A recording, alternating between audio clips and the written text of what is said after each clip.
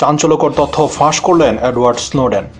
2011 সালের 2রা মে মার্কিন কমান্ডোদের অভিযানে মারা যায়নি ওসামা বিন লাদেন। কুখ্যাত এই সন্ত্রাসবাদী নাকি জীবিতই আছেন এখনো।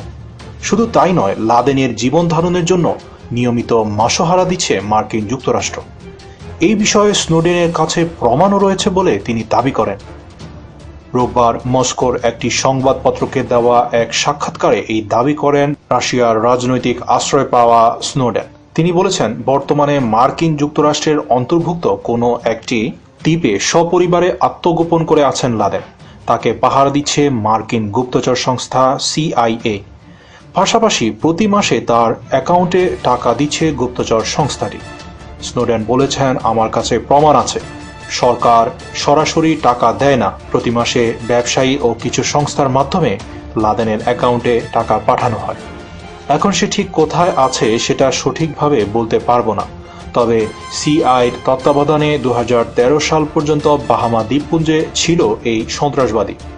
সঙ্গে তার 5 স্ত্রী ও ছেলে মেয়ে ছিল।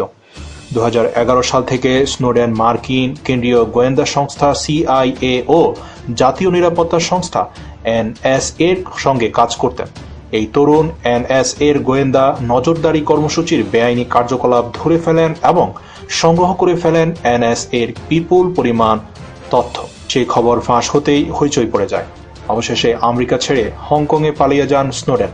পরে তার সঙ্গে যোগাযোগ ঘটে উইকিলিক্সের প্রতিষ্ঠাতা জুলিয়ান অ্যাসাঞ্জের, যিনি লন্ডনের ইকুয়েডরের দূতাবাসে এর আগেই আশ্রয় নিয়েছিলেন। তারপর থেকে মস্কোয় রাজনৈতিক আশ্রয় পাওয়ার আপডেট পেতে এখনই সাবস্ক্রাইব করুন।